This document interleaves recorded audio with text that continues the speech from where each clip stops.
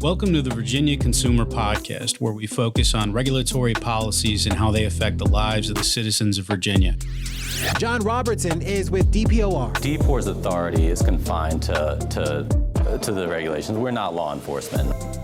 Welcome back to the next episode of the Virginia Consumer Podcast. I'm Marty, Andrea. Hey, everybody. And we're going to give a quick recap over the first episode that we did and really use that as a jumping off point to dig a little bit deeper into that story and then take it from there. About 5 months ago, WUSA 9 did a report on Stonehill builders, and it just sounded so similar to our case and our experience with the Department of Professional and Occupational Regulation that I did a little digging and found out that they're not exactly any more truthful when reporters have cameras pointed at their face than they are speaking to people who file complaints. The reason DPOR needs a deep dive is because they're not there for consumer rights. They're there for the protection of their members. They rely on construction licensing fees to operate, that they are basically like a DMV almost, in that they issue licenses for a lot of different professions, but they, for some reason, have been given extra authority to be able to also penalize some of their licensees, which makes it appear as if they're a regulatory board. But they're really only going to say, yes, you can have your license. No, you can't. Maybe you need a little education, maybe a $1,500 fine. That's about it. They're not really a consumer protection agency. But because they're in place, the state can kind of sit back and say, we regulate. Look, we have DPOR. So it gives the impression of regulation while it's really more of a licensing department. And they definitely prefer outcomes that favor their members, not consumers. Yeah, to say it's false advertising would be very generous. I think the problem is that representation, that there is some regulatory body as opposed to primarily an organization to protect members, and the members happen to be the builders, the contractors that you're hiring. So going to the folks that are essentially supported and participate in that industry for justice, regulation, law enforcement is a bad move. And I didn't think about it the way you said it, but the DMV aspect, I mean, that was a really good analogy. You go to the DMV, you get your license, whatever you have to do related to that, registered vehicles, but they don't hold traffic court.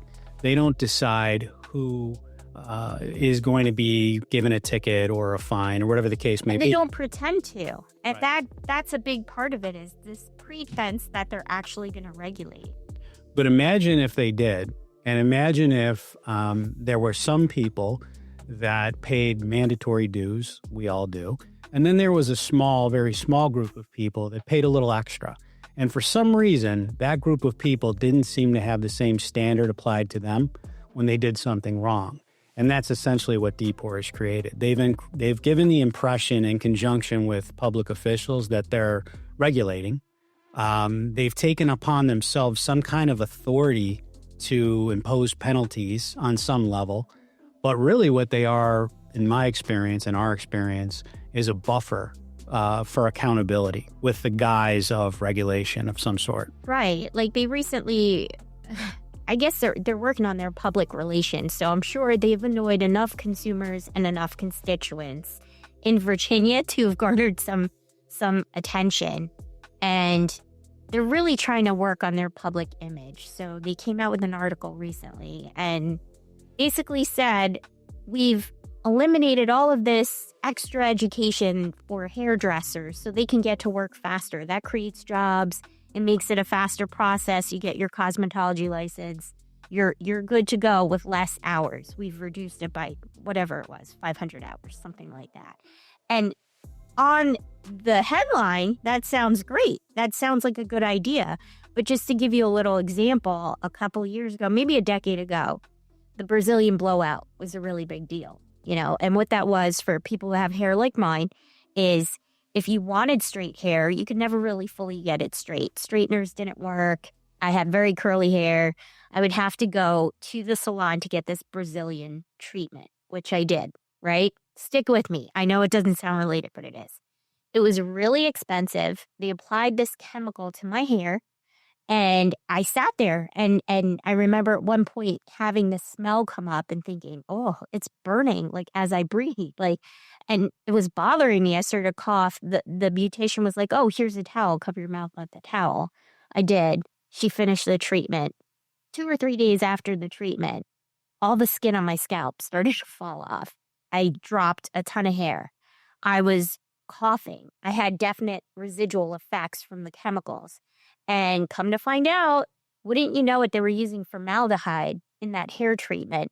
No one was educating these cosmetologists that the chemicals were going to burn your lungs. It could kill you.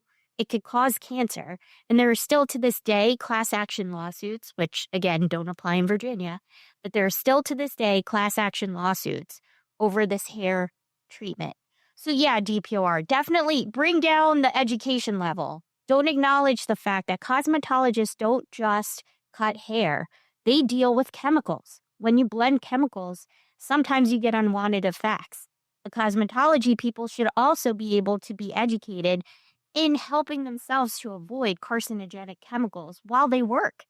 You know, you take away this education, you lower the regulatory standard, people get hurt. There's a reason why there's so much education involved. And in that example too, I had to pay a lot of money and I didn't get a good result. Yeah, it was a lot of money. I remember, it was a lot. But that's the kind of, and that's one of the points that's important is this isn't just about our house or houses. This is about an environment that is lowering the bar on standards. And you can say that's for the good of the economy, but come on, if your roads are failing and you have to rework them over and over again, if materials you can't rely on materials, eventually you've got to keep paying for that over and over again. And then people get hurt in the process and eventually somebody runs out of money. It's not good for the economy long term. The regulation's going to happen. Either the state is going to hold a standard or they're going to pass the regulation on to consumers. Consumers will buy a product, they buy a house, they buy whatever it is you're going to buy. You're also responsible for vetting whoever you're purchasing from, vetting all of the things that they use to make whatever it is you're purchasing. And then if things go wrong, the state steps aside and you're now responsible for the civil lawsuit. And I don't know if you know what those costs are, but I can tell you our family's probably hitting $250,000 soon. Yeah. So lawsuits are no joke. Lawsuits are not cheap. And if there's no regulation in place, you're on your own. Yeah. And I think this is, well, I don't think. We've got a lot of documents now that prove that this is a known issue. It's been a known issue. The authorities have been aware for a long time. It's just gotten worse and worse as the standards have gone lower. And I think it's like anything. It's like somebody crosses a line and does something unethical and they get away with it. It seems to be that they'll go a little further and a little further and a little further. And when they get caught finally, you think to yourself, how did you go this far with it? How is that possible? I always thought that whenever I'd hear nothing like this scale, but somebody would do something unethical and they get caught. And I think, why did you go this far? That's crazy. Right. I think that's the nature of it, though. If you can get away with it, if somebody from DPOR can go on TV, let's bring it back to that. If they can go on TV and say something that we can fact check, which we did, and show to be completely untrue. And TV for them is a big deal because that has some kind of, I don't know, it must have some credibility piece. But either way. So yeah, let me bring it back, right? So getting back to that WUSA 9 report, they went and they spoke with DPOR, and DPOR made the statement that, I could probably just play it right here so you can hear it. John Robertson is with DPOR. DPOR's authority is confined to the regulations. We're not law enforcement, in other words. When something rises to the level of law enforcement, whether it's fraud, whether it's unlicensed activity, we refer those cases to the Attorney General's office. Did you get that? So let me pause that. So yeah, those cases, right? So that's what made me go, that's so odd. Let me just look it up. So I did. I talked to the Attorney General's office, and I have a signed document from the Attorney General saying they only got one case. And wouldn't you know, it's the same case that he was just interviewed about on TV. Actually, the day before that, Their response was no cases. We had a FOIA go to DPOR, a DPOR, and the following day, that's when they corrected. We do have a case. We do have something. Well, yeah. I mean, if you follow how I did it, basically, I just said, AG's office, Attorney General, do you have any cases? And the same day they came back and they were like, nope. So I said, let me just make sure. Like I said in the first episode, I didn't want to look stupid. So I sent a FOIA request to DPOR, and all of a sudden, the AG's office pulled back their remarks, sent me another letter and said, don't roll with that. We've got to keep looking. And then a few days later, they came back and they were like, oh, yes. Yep. Jennifer Sang and DPOR sent this on to our office. But in the documentation that I did get from DPOR, when I asked them about how they escalate these cases and what they do, you can see in a memo from Brian Wolford that they say in the memo, the department takes no action on these complaints. So I'm not sure what this Richardson guy, or what was his name, Robertson? I'm not sure what he was referring to, but in the memo, they say the department takes no action on these cases very clearly. And this memo is basically DPOR's explanation to the Attorney General of what happened. And in this memo, they detail how they knew that this guy was a bad actor for almost a decade. We've been having this conversation. I don't think anybody has been prepared in Virginia for somebody to go public and for somebody to go public in this fashion, because I feel like I'm fairly confident that if this was possible, that they would have done a better job of coordinating their stories. Yeah, I mean, it's embarrassing that they're not even bothering to read what we're showing them. It's such a disconnect. It's like existing as an invisible being. They don't care to hear what you have to say. They're not going to actually read what you write them. And then in their responses, they're almost agreeing with you, but think they've schooled you somehow. It's weird. Yeah, and I want to make one point that I could see these folks somehow attributing our criticism and trying to put that on somehow the people of Virginia. That seems to be a move where we say something, we question something about something that an individual has done, and they wrap the rest of the state around them like a cloak of honor, a cloak of invisibility, if you will. And they say, how dare you say this about the Virginia people? And I'm like, so we're clear. We're very much talking about specific individuals that we'll identify by title, name, date, and their communications. This is not about the people of Virginia. No, and I wouldn't even say it's about those people involved. It's really the corporatocracy of it all. And that might be a little nod back to our original podcast, but it really is corporate protection above citizen protection in Virginia to the detriment of everyone who lives here. And that's kind of why we call it the Virginia consumer, because they only treat you as worthy of listening to if they're trying to get to your dollars. So if they're going to treat us like consumers, we might as well act like them and start to use our dollars like votes. That is the action plan until let's say the state aligns with the U.S. Constitution and federal law. Your next best position is to not trust, not believe, check everything, and protect yourself in your spending and your energy.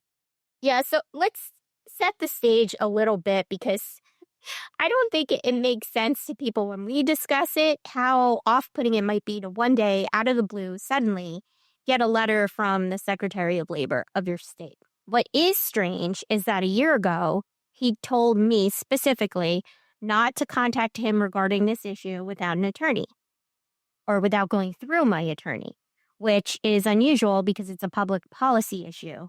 And it's also unusual because he was mostly just miffed because I had gotten some FOIA documentation, and I asked him respectfully, did you know about my case? Yeah, and let me just a little bit of history on that. So in our frantic attempts often to find somebody in authority that would listen or help or engage or even just look at what we provided them, my wife contacted the Secretary of Labor of Virginia on, I believe it was LinkedIn. And he seemed, based on his communication, he was very open to take a look and be helpful. He was super nice. And I was happy because if I'm wrong, no problem. I just wanted to know that someone was taking a look at what I was talking about. And he seemed to be really engaged. So I was very thankful, very respectful. And then I got a FOIA disclosure. And in that FOIA disclosure is where we discovered that not only was not the secretary himself, but his office was communicating regarding myself, my husband, with DPOR. Our files were largely redacted. And that was kind of when I found out we were on a constituent tracker, which I didn't really like the term. I'm not intimidated. I just don't like the term. And I'm wondering why it is that I'm being tracked more than the people I'm letting you know are circumventing the code, allegedly. Right. And so, the position I kind of took was it's probably a big office. There's a lot of responsibility. So maybe he as an individual truly didn't know. I could absolutely see how that would be the case. But in light of all the things that we've been told by authorities in Virginia that are incorrect, and not like a gray interpretive area, like just blatantly wrong, and the amount of repression of our rights that we experienced, we were now very skeptical that this individual may in fact have known something. So we wanted to verify it. Right. And keep in mind, I'm doing an investigative report on all of this. So I really want to have my facts straight and not say that he knew if he didn't. So I asked him respectfully, this came up. I got a FOIA response back. It says this and this. Did you happen to know? I wasn't upset by it. I was taken aback that we were on a tracker, but I wasn't upset by the fact that maybe he didn't tell me, I would have been a little upset. I mean, that means you're getting information from citizens that they're providing to you because you're kind of almost in a weird way the last hope. Right. And the whole time you are back channeling that information. I'm not saying he did it. I'm just saying that was my perception. I took it as if he knew, he was just trying not to get anything to escalate. I took it as a de-escalation effort. I didn't take offense to it. I think he probably thought, hey, if I said, oh, by the way, you're on a constituent tracker and blah, blah, blah, that would have probably been a little weird. So I think he just didn't tell me. I don't know. Dealing with government agencies, they only tell you it's a need-to-know basis, and they don't think you need to know a lot. I'm going to say as a non-Virginia native that if I'm giving you information that you're back channeling to the agency I'm skeptical about and you don't tell me as a matter of de-escalation, that's a bad move. I agree. I'm not saying that's what happened. I'm saying that's likely why he told me to only contact him through my attorney. Now, meanwhile, every contact that I made, I had my attorney CC'd in because I'm trying to be super respectful and I also want to protect myself. So I always want to have a witness to everything I'm doing. And, my attorney was on the chain and said, hey, this is a public policy issue. We're not taking any action against the state. I have no problem with you guys discussing the issue. But he didn't respond, and then I left it. And a year goes by. Around 2 weeks ago, I reached out to Governor Youngkin and I said, hey, I am going to be taking our files. I'm going to be taking the recording of the DPOR communications manager lying on the record on air and some other documentation with other cases in ours to the Inspector General. So I want to offer you an opportunity to comment. I want to tell you that Virginia Consumer exists. And I want to tell you why it is I think things have escalated to the level of fraud. And I got no response, but all of a sudden out of the blue, I got a letter from the Secretary of Labor. It's an interesting timing of events because it was about a year from when he said, don't talk to me without an attorney. So I'm going to say maybe it's another Virginia coincidence, but probably not. Right. So really the reason why I got so annoyed is I saw that WUSA 9 report and DPOR went on the record and said, we promote certain types of cases to the Attorney General, but they don't at all. That's not the protocol. That's not the person they're supposed to be reporting these cases to. They're supposed to go to Commonwealth attorneys, but they don't. They just say those attorneys won't want to prosecute and shovel it away. They file things away and don't look at it. So that was the basis of me going to the governor, because I'm like, here's someone acting in an executive branch capacity who's telling the public on live TV, this is what we do when you don't. That's not okay. That's not okay in any state. That's not okay for any government agency. And if this is the communications manager, he's got to know full well what it is you do and don't do, because you're the liaison between government and citizens. That's not okay. You've got a case that's been we've got a situation that's really been going on for half a decade with us. And it's tying into, now we're finding, and it's very hard to find data points, but a lot of other people, because they do a good job of not putting this information out there. But we're connecting it. This is affecting a lot of citizens. We're talking about millions of dollars. We're talking about the financial integrity of the state as a place to do business and to raise a family. I think what people need to understand is we're dealing in Virginia with a governor who has vetoed class action lawsuits, who has removed consumer protection so that if you engage with a contractor and their license happens to be fraudulent, or if they are unlicensed, they can do work up to $20,000 or $25,000 without any kind of criminal. They're allowed to operate without a license up to $25,000, which means you can hire a Class A contractor and think, oh, I'm good. This means something in Virginia. And that Class A contractor can then sub out that work to unlicensed contractors in increments of up to, it's either 20 or 25,000. We should know that. But increments up to that dollar amount will confirm 20 to 25K. So that means that if they have 10 of these people doing, let's say, $200,000 to $250,000, they're all unlicensed. We don't even know if they live in this country or the state or who they are. It's totally fine. They're still protected. It's still within the law. Now, that would have been about 20% as well. It was $5,000 when we bought our house. It used to be $1,000. They upped Was that the $5,000, and now they've slowly, incrementally, every year raised it to $25K. That's a kitchen remodel for most people. That's, a really nice deck. That's big projects. These are not small, and they're all unregulated. Yeah. There's no criminal option for that up to $25,000. That's a lot of work someone has to do before the state will even look at it. Yeah. And if you're dealing with people that, let's say the average house is less than $400,000 or $500,000, and you've got a renovation project up to $25,000 or a couple, and unlicensed work happens and it doesn't go your way, you're probably not flush with cash. And now you've got this problem where they might have not done the job that you still have to pay for, might have done damage to your property that now you have to pay for. And you'd think, well, I've got homeowners. Well, if it's workmanship, you're not covered. So what is that going to do to those people? We're never going to hear from them. We're never going to know their stories. Right. And the worst thing was, the other thing that I found through all of my FOIA adventures is I found a memo from the DPOR director, Brian Wolford. Now, that name I've known because he wasn't the director during the time of my case, but he would summarize my comments and wrap things up so that DPOR could give it to the governor in, bite-sized pieces.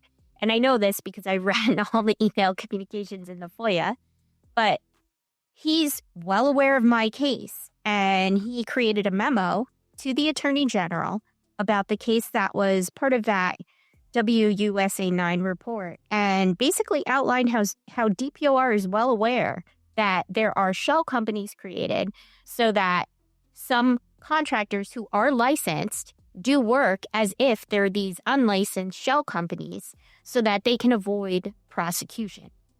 And the memo goes on to outline that they do not take action in those cases. They don't promote them to the Commonwealth attorneys. They certainly don't promote them to the Attorney General unless it's going to be on TV. And those cases just go somewhere to die. And that memo outlined another case just like ours, where they allowed the same contractor to go on for over a decade, taking money, allegedly committing fraud, allegedly doing all of these things that are regulatable through DPOR. But because he said his shell company did it, not his main company, or whatever the excuse was, they couldn't bring not one citation. in 10 years. So people are out there, retirement funds, they are having to sell the homes that they paid for. They never get what they paid for. And it's all fixable. And I'm speculating here, but I think what you have this idea of flexible regulation to make business possible. And that creates some gray areas, but as long as people do things ethically, it can work to a point. But I think then what you have is this overlay of lobbying efforts, which are basically, let's just be honest, lobbying is the ability for a group of people with money to pay an entity to then pay politicians in whatever format is legal, in a way that would be illegal for a citizen just to cut a check and say, Jim, I'd really like this to be part of the deal. Can you make it law? Right, in my opinion. Right, so that's what it is, and it's allowed, and let's call it I'm going to call it a grift. It's a grift, right? And I think what happened was the grift has just escalated to the point where it's unmanageable. Well, let's break it down as what it means. It means you could have a contract with someone. If they sub out the work without your knowledge to someone who's unlicensed and that job is less than $25,000, you have no recourse. DPOR can't help you. The state's not going to step in. The Commonwealth attorneys, according to DPOR, don't want to do those cases. The district attorney is not the right venue for those cases. He doesn't cover homeowners, So you have no recourse. Why would you purchase a home in Virginia if there's absolutely no protection in place? And where I think it's reached the level of inducement by the state, and I don't know, if you're an attorney out there and you need a reason to sue the state, talk to me, because I think the state is complicit in inducing people to sign these contracts, because it is part of the law that every contract in a purchase situation includes a page about DPOR and how they are the regulatory board and how they are in place if you have a problem with the realtor, with the contractor, with any of it. That's inducement. You're giving, as a state, in my opinion, the impression that you actually have regulations in place that are going to protect homeowners. And that's just not true. As someone who has hit every single mark and not been able to find state protection, I'm going to go on a limb and say, in my opinion, that is not the case. Well, yeah, and it goes a step further because, again, it's like if you have good ethical builders out there, which people are people, right?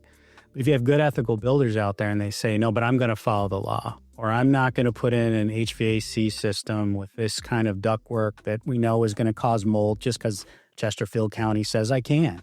I'm not going to do that. Well, now you're not going to be able to compete with the people that are going to do things unethically because they're not really going to honor their commitments. So you're at a disadvantage. So, you have to police your own industry, especially in a state like Virginia, where if you're paying into the right people, you've got protections. And that's where it's like the be aware comes back in, is understanding what they will and won't do. Representing DPOR as some kind of a benefit to the consumer is, in my opinion, fraudulent because they are a member organization and you are not a member. Whether it's fraud, whether it's unlicensed activity, we refer those cases to the Attorney General's office.